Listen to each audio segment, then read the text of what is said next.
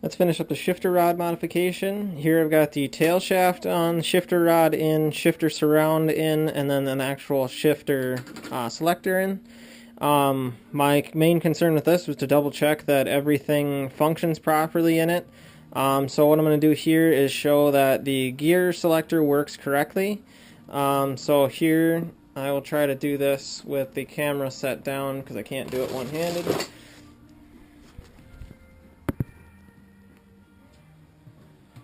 So we got over to the left, up is first, down second, center up third, center down fourth, right up fifth, right down reverse.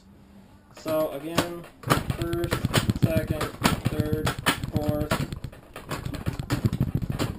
Fifth is a little hard to get into. I think that's because the bushings in this are completely shot, like terribly shot.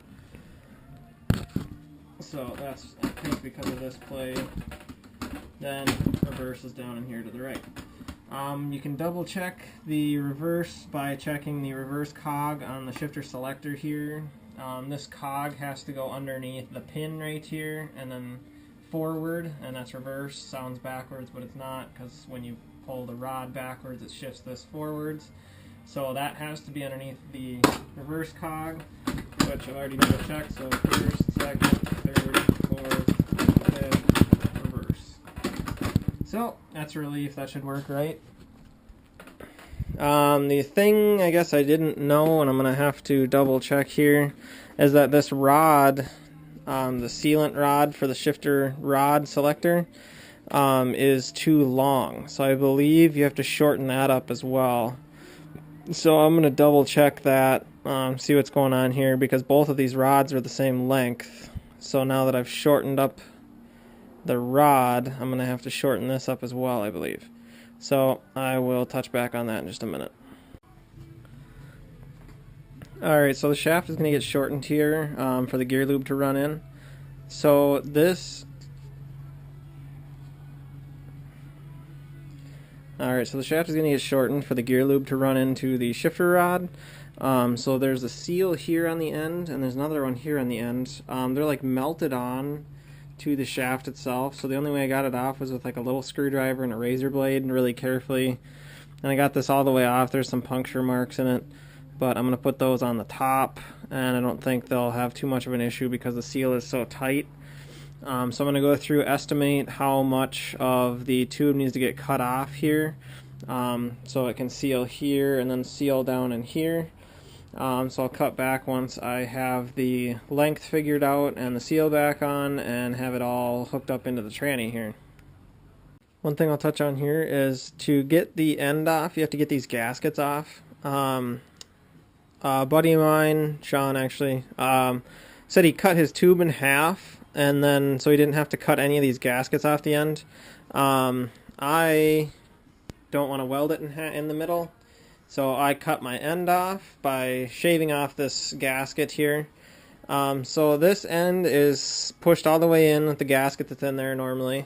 This end is the one that was cut that I shaved the gasket off, so as you can see, she'll slide right in there and sit pretty well where it should. Probably can't see it too well in the video from in here, but turned out pretty well. Now you got to get this gasket in here, so what I would do is RTV around this gasket and then put the gasket in there, and then I would drop the gasket. Then I would take this and slide it in the gasket with the lubed RTV in it, and then seal it in there, bolt it down where it should be, and just let it dry like that, and you shouldn't have any issues. If I was going to recommend cutting length for this, I would maybe recommend it to be a little bit longer than when I cut it, for the length that I cut off, I mean. So here is the part that I cut off. I'll throw it on the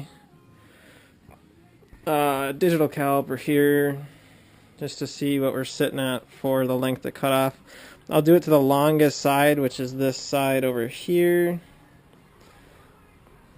As you can see, it's about 16.3 millimeters that I cut off of this. If I was going to recommend it to someone else, let's Sorry for the camera movement there. The longest point that I can measure is about 16.3. If I was going to recommend it to someone else, I'd probably say do 18 millimeters. Will be pretty safe. So it'll just be 1.5 millimeters, a little bit shorter than what I did, so you don't have to jam it in there quite as hard. So that's the amount that you take off of that with the stupid little gasket. Transmission shifts all right with the shifter rod modification. So I'm pretty much done with this one. This is going to go back on the tranny once I get some sealant for gear lube here from the parts store. Then this will all go back on. That's not as polished or whatever as I'd like it to be, but the only thing I'm really worried about is the bell housing here that's getting primered, and then I'm going to paint that red, I believe, because I'm going to do the front cover red, and then the rotor housing's red with the irons all black, and then the alternating colors would make this red as well, so I think that'll be kind of cool looking in the background of the far back of the tunnel. So then the rest of this will just look like this. Alright, that's all I have for the shifter rod modification. Hope it was easy enough to follow.